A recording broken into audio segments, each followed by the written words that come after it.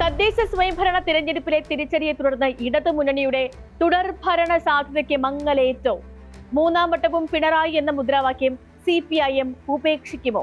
ഇതോടെ കർക്കശമായ നിലപാടുകളിൽ നിന്നും പിന്നോട്ടു പോകാൻ സർക്കാർ നിർബന്ധിതരായോ? VC നിയമനത്തിൽ ഗവർണറുമായി സന്ധിയിലായത് നിവർത്തികേട് കൊണ്ടാണോ? ഇങ്ങനെ അനേകം ചോദ്യങ്ങളാണ് ഈ ദിവസങ്ങളിലായി ഉയർന്നു വരുന്നത്. കഴിഞ്ഞ 9.5 വർഷമായി ഉയർന്നിട്ടില്ലാത്തൊരു ചോദ്യമാണ് ഇതിലേറെ ചർച്ചയാകുന്നതും. മൂന്നാം വട്ടവും പിണറായി എന്ന മുദ്രാവാക്യം CPIM ഉപേക്ഷിക്കാൻ നിർബന്ധിതരാകുമോ എന്നാണ് ഈ ദിവസങ്ങളിൽ മാധ്യമങ്ങൾ ഉയർത്തുന്ന ചോദ്യം. ആ ചോദ്യത്തിൽ ഒളിഞ്ഞു കിടക്കുന്ന മറ്റൊരർത്ഥം കൂടിയുണ്ട്. പിണറായി വിജയന് പകരം CPIM നേതൃസ്ഥാനത്തേക്ക് മറ്റൊരാളുടെ പേര് നിർദ്ദേശിക്കുമോ എന്നുകൂടിയാണത്. അങ്ങനെ ചെയ്താൽ ഈ തിരഞ്ഞെടുപ്പിലുണ്ടായ മുഴുവൻ തിരിച്ചറിവുകളുടെയും ഉത്തരവാദിത്തം പിണറായി വിജയൻ എന്നൊരൊറ്റ വ്യക്തിക്ക് മേൽ ചുമത്തുന്നതിന് തുല്യമാകുമത്. ഒരു പതിറ്റാണ്ടിലേറെയായി CPIM കേരളത്തിൽ പ്രവർത്തിച്ചത് പിണറായി വിജയൻ എന്ന പേര് മാത്രം മുൻനിർത്തിയാണ്. എന്തിനും ഏതിനും അവസാന വാക്ക് പിണറായി വിജയനായിരുന്നു. രണ്ടാം വട്ടം LDF സർക്കാർ വന്നതു തന്നെ പിണറായി വിജയന്റെ വ്യക്തിപ്രഭാവത്തിലാണെന്നാണ് നേതാക്കൾ തന്നെ സ്ഥാപിക്കാൻ ശ്രമിച്ചിരുന്നത്. ഇപ്പോ തന്നെ നോക്കൂ, മൂന്നാമതും പിണറായി വിജയൻ തന്നെ വരുമെന്ന് ആദ്യം പറഞ്ഞത് CPIMന്റെ സംസ്ഥാന സെക്രട്ടറി MV ഗോവിന്ദനാ. മൂന്നാമതും LDF എന്നായിരുന്നില്ല ആ പ്രയോഗം, പിണറായി എന്നു തന്നെയായിരുന്നു. അതുകൊണ്ടുകൂടിയാണ് ഇപ്പോഴത്തെ തിരഞ്ഞെടുപ്പ് പരാജയത്തിന്റെ ഉത്തരവാദിത്തം മുഖ്യമന്ത്രിയിലേക്ക് കേന്ദ്രീകരിക്കപ്പെടുന്നത്. സ്പോട്ട്ലൈറ്റ് ആരംഭിക്കുന്നു. മങ്ങിയോ തുടർ ഭരണ സാധ്യത? ഈ വിഷയവുമായി ബന്ധമില്ലാത്തൊരു കാര്യത്തിൽ നിന്നും തുടങ്ങാം. സർവകലാശാലകളിലെ വൈസ് ചാൻസലർ നിയമനത്തിൽ ഒരു വീതം വയ്പുണ്ടായിരിക്കുന്നു. ഒരു സർവകലാശാല ഗവർണർക്കും മറ്റൊന്ന് സർക്കാരിനും എന്ന മട്ടിൽ. ചരിത്രത്തിൽ ഇതുവരെ സംഭവിച്ചില്ലാത്തൊരു കാര്യമാണ്. സാധാരണ സർക്കാർ 3 അംഗങ്ങളുടെ ഒരു പട്ടിക നൽകും, അതിൽ നിന്നൊരാളെ ഗവർണർ തിരഞ്ഞെടുക്കും. ഇതാണ് നാട്ടുനടപ്പ്. പക്ഷെ ഇത്തവണ ആ തിരഞ്ഞെടുപ്പ് പോലും അസാധ്യമായി. സെർച്ച് കമ്മിറ്റിയെ സുപ്രീം കോടതിക്ക് നിശ്ചയിക്കേണ്ടി വന്നു. സുപ്രീം കോടതി നിശ്ചയിച്ച സെർച്ച് കമ്മിറ്റി നൽകിയ പേരുകളിൽ നിന്നേ തിരഞ്ഞെടുക്കാൻ കഴിയൂ എന്നൊരു സ്ഥിതി സർക്കാരിന് വന്നു. ചുരുക്കപ്പട്ടികയിൽ പോലും സർക്കാരിന് പങ്കില്ലാതായി. എല്ലാം തീരുമാനിച്ചത് സുപ്രീം കോടതി നിയമിച്ച സമിതിയാണ്. സാങ്കേതിക സർവകലാശാലയിലേക്കും ഡിജിറ്റൽ സർവകലാശാലയിലേക്കും സിസ തോമസ് എന്ന പേര് എഴുതി ചേർത്താണ് സുപ്രീം കോടതി സമിതി പട്ടികയുണ്ടാക്കിയത്. 2 പട്ടികയിലേക്കും സിസ തോമസിന്റെ പേരില്ലാതെ സർക്കാർ ഒരു ചുരുക്കപ്പട്ടിക ഉണ്ടാക്കുന്നു. എന്നിട്ട് മറ്റൊരു കത്തും നൽകുന്നു. സിസ തോമസിനെ നിയമിക്കാൻ സർക്കാർ ആഗ്രഹിക്കുന്നില്ല എന്നായിരുന്നു ആ കത്ത്. ഗവർണർ ആ പട്ടിക അംഗീകരിക്കുന്നില്ല. സുപ്രീം കോടതി തന്നെ പുതിയ പട്ടിക തയ്യാറാക്കാൻ സമിതിയെ ചുമതലപ്പെടുത്തുന്നു. മുഖ്യമന്ത്രി ഗവർണറുമായി ചർച്ച നടത്തുന്നു. ഒരു VC സ്ഥാനം ഗവർണറുടെ ഇഷ്ടത്തിന് വിട്ടു നൽകുന്നു. ആ തസ്തികയിലേക്ക് സിസ തോമസ് വരുന്നു. രണ്ടാമത്തെ VC സ്ഥാനം സർക്കാർ ഏറ്റെടുക്കുന്നു. അവിടെ സജി ഗോപിനാഥിനെ ഗവർണർ നിയമിക്കുന്നു. ഏതെങ്കിലും ഒരു സംസ്ഥാന ഭരണകൂടം ഗവർണർക്ക് നിയമനാധികാരം നൽകുന്ന ആദ്യത്തെ സംഭവമായി ഇത് മാറുകയും ചെയ്യുകയാണ്. സത്യത്തിൽ സംസ്ഥാന സർക്കാർ നൽകുന്ന പട്ടികയിൽ നിന്നും നിയമനം നടത്താൻ മാത്രമാണ് ഗവർണർക്ക് അധികാരം. സർക്കാർ നൽകുന്ന പട്ടികയ്ക്ക് പുറത്തുനിന്നാണ് ഇവിടെ ഒരു നിയമനം നടന്നിരിക്കുന്നത്. തിരഞ്ഞെടുപ്പ് തോൽവിക്ക് പിന്നാലെ ഗവർണറുമായി ഇങ്ങനെ ഒരു ഡീൽ ഉറപ്പിക്കേണ്ടി വന്നത് എന്തുകൊണ്ടായിരിക്കും? സർക്കാരുകൾ ഒത്തുതീർപ്പിന് വഴങ്ങുന്നത് തെറ്റൊന്നുമല്ല. വിവിധ വിഷയങ്ങളിൽ ഭിന്നാഭിപ്രായങ്ങൾ സ്വാഭാവികവുമാണ്. അത് ചർച്ച ചെയ്ത് പരിഹരിക്കുന്നതിനാണല്ലോ നമ്മൾ ഈ ജനാധിപത്യം എന്ന് പറയുന്നതും. ഇവിടെ സിസ തോമസിന്റെ നിയമനം ഒരു നയപരമായ പ്രശ്നമായിരുന്നില്ല. സിസ തോമസിന് വൈസ് ചാൻസലർ ആകാൻ എന്തെങ്കിലും അയോഗ്യത ഉണ്ടായിരുന്നില്ല.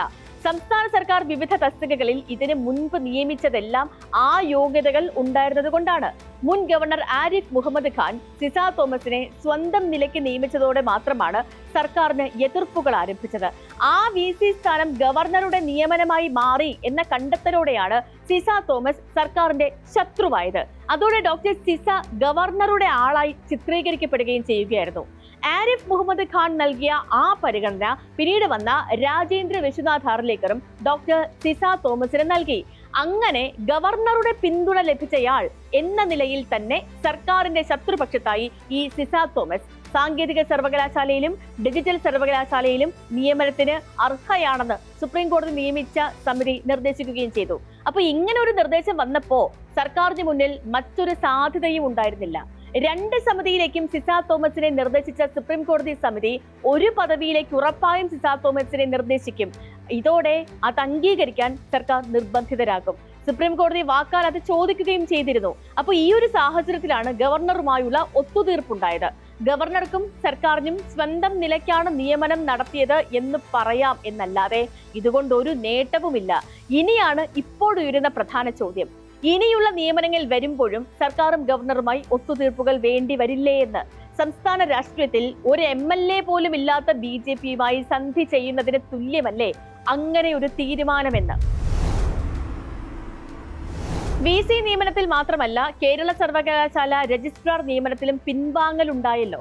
കേരള സർവകലാശാലയിൽ സർക്കാർ നയം അതിശക്തമായി നടപ്പാക്കിയിരുന്നയാളായിരുന്നു രജിസ്ട്രാർ KS അനിൽകുമാർ. ആ അനിൽകുമാറിനെയും ഈ ഒത്തുതീർപ്പിന്റെ ഭാഗമായി മാറ്റേണ്ടി വന്നു. ഇതും PM ശ്രീ വിഷയം പോലെ തന്നെ അതീവ ഗൗരവമുള്ള കാര്യമാണെന്നാണ് CPI ആരോപിക്കുന്നത്. അനിൽകുമാർ VCയുമായി ഇടഞ്ഞത് ഭാരതാംബ ചിത്രത്തിന്റെ പേരില. ഇവിടെ ഗവർണർക്ക് വഴങ്ങുക എന്നാൽ അത് RSSനും BJPക്കും വഴങ്ങുക എന്നാണ് അർത്ഥമെന്നും വിമർശനം ഉയരുന്നുണ്ട്. PM ശ്രീ വിഷയത്തിൽ ആരംഭിച്ചതാണ് യഥാർത്ഥ ഇടതുപക്ഷം ആരാണ് എന്ന ചോദ്യം. ഇപ്പോ ഇത്തരം പ്രശ്നങ്ങളെല്ലാം ചെന്ന് നിൽക്കുന്നത് ആ ഒരു സമസ്യയിലാണ്. മൂന്നാം വട്ടവും പിണറായി സർക്കാർ വരാനുള്ള സാധ്യത മങ്ങിയോ എന്ന ചോദ്യം മാധ്യമങ്ങൾ ഉയർത്തുന്നത് ആ സമസ്യയിൽ നിന്നാണ്. മലയാള മനോരമയും മാതൃഭൂമിയും ഒക്കെ എക്കാലത്തും സർക്കാരിനെ വിമർശിച്ചിരുന്നതാണ്. അതിൽ പുതുമയൊന്നുമില്ലെങ്കിലും സർക്കാർ ഒത്തുതീർപ്പിന് വഴങ്ങുകയാണെന്ന് ഈ മാധ്യമങ്ങൾ ആരോപിക്കുന്നത് കാണാതെ പോകാൻ കഴിയില്ല. യഥാർത്ഥത്തിൽ സെർച്ച് കമ്മിറ്റി നിയമനത്തിൽ തന്നെ ആരംഭിക്കേണ്ടതായിരുന്നു ഇത്തരം ഒത്തുതീർപ്പുകൾ. അങ്ങനെയായിരുന്നെങ്കിൽ സുപ്രീം കോടതി ഇടപെടലിന്റെ നാണക്കേടെങ്കിലും ഇരുവശത്തും ഒഴിവാകുമായിരുന്നു. ഇതിപ്പോ തിരഞ്ഞെടുപ്പിന് തൊട്ടു മുൻപ് PM ശ്രീ വിഷയം, തിരഞ്ഞെടുപ്പിന് തൊട്ടു പിന്നാലെ വൈസ് ചാൻസലർ നിയമനം. CPIMൽ പോലും ഈ തീരുമാനങ്ങളിൽ എതിർപ്പുകൾ ഉണ്ടെന്നാണ് പത്രങ്ങളുടെ 1ാം പേജ് റിപ്പോർട്ട്. അതിന്റെ വസ്തുത CPIMന് മാത്രമേ പറയാൻ കഴിയൂ. എന്നാൽ ഒത്തുതീർപ്പുണ്ടായി എന്നത് പകൽ പോലെ വ്യക്തവുമാണ്. എന്തുകൊണ്ടാണ് സർക്കാരിന് അങ്ങനെ വഴങ്ങേണ്ടി വന്നത്? ഇതുവരെ CPIMും LDFും പോയിരുന്നത് തുടർഭരണ സാധ്യത മുന്നോട്ട് വെച്ചാണ്. ഇനിയും ഔദ്യോഗികമായി അങ്ങനെയാകും. പക്ഷേ വലിയൊരു പരാജയത്തിന്റെ മുന്നിൽ നിൽക്കുമ്പോൾ ചില വിട്ടുവീഴ്ചകൾ അനിവാര്യമാകും. അത്തരമൊരു വിട്ടുവീഴ്ചയാണ് ഇപ്പോൾ ഉണ്ടായത്. ഇങ്ങനെയാണ് മാധ്യമ റിപ്പോർട്ടുകളുടെ ആകെ തുക. അത് അങ്ങനെയല്ല എന്ന് സ്ഥാപിക്കാൻ CPIM ഏറെ കഷ്ടപ്പെടേണ്ടിയും വരും. 2010 വലിയ തിരഞ്ഞെടുപ്പ് പരാജയത്തിന് ശേഷം സംഭവിച്ചു തന്നെ ഒന്ന് നോക്കൂ. നിയമസഭയിലേക്ക് വെറും 2 സീറ്റിന്റെ ഭൂരിപക്ഷത്തിൽ മാത്രമാണ് ഉമ്മൻചാണ്ടി സർക്കാർ എത്തിയത്. അതുകൊണ്ട് തദ്ദേശ സ്വയംഭരണ തിരഞ്ഞെടുപ്പ് നിയമസഭാ തിരഞ്ഞെടുപ്പിന്റെ കേളികൊട്ടാണെന്ന് പറയാൻ കഴിയില്ല. പക്ഷേ ആ തദ്ദേശ സ്വയംഭരണ തിരഞ്ഞെടുപ്പ് കഴിഞ്ഞ് VS അച്യുതാനന്ദൻ സർക്കാർ ചെയ്ത കാര്യങ്ങളുണ്ട്. ഒന്നിൽ നിന്നും പിന്മാറുകയായിരുന്നില്ല, അതിശക്തമായി നടപ്പാക്കുകയായിരുന്നു ചെയ്തത്. സ്മാർട്ട് സിറ്റി കരാർ എങ്ങനെയും യാഥാർത്ഥ്യമാക്കാനും നിരവധി പദ്ധതികൾ പ്രഖ്യാപിക്കാനും ജനക്ഷേമ കാര്യങ്ങൾക്ക് ഊന്നൽ നൽകാനും ഒക്കെയും അതീവ ശ്രദ്ധ കാണിച്ചു. സർക്കാർ ഏറ്റവും കെട്ടുറപ്പോടെ പ്രവർത്തിച്ചതും ആ തദ്ദേശ സ്വയംഭരണ തിരഞ്ഞെടുപ്പിന് ശേഷമായിരുന്നു. CPIMലെ ഉൾപാർട്ടി പ്രശ്നങ്ങൾക്കും മുന്നണിയിലെ അഭിപ്രായ വ്യത്യാസങ്ങൾക്കും ഇടവേള കൊടുത്തായിരുന്നു ആ പ്രവർത്തനം. ലോക്സഭാ തിരഞ്ഞെടുപ്പുകളുടെ ഫലം ഒരിക്കലും സംസ്ഥാന നിയമസഭയിൽ പ്രതിഫലിക്കാറേയില്ല. അങ്ങനെ സംഭവിച്ചത് ലോക്സഭയിലേക്കും നിയമസഭയിലേക്കും ഒന്നിച്ച് തിരഞ്ഞെടുപ്പ് നടന്ന 1991 മാത്രമാണ്. എന്നാൽ തദ്ദേശ സ്വയംഭരണ സ്ഥാപനങ്ങളിലെ തിരഞ്ഞെടുപ്പ് ഫലം പലപ്പോഴും നിയമസഭയിലേക്കുള്ള ഒരു കണ്ണാടിയായി മാറാറുണ്ട്. കുറഞ്ഞ സമയം കൊണ്ട് ആ കേട് തീർക്കാൻ കഴിയുമോ എന്ന ചോദ്യത്തിന് മുന്നിലാണ് പിണറായി വിജയൻ സർക്കാർ നിൽക്കുന്നതും. സ്പോട്ട്ലൈറ്റിന്റെ മറ്റൊരു വിഷയമായി നാളെ വീണ്ടും ഇതേ സമയം. നമസ്കാരം.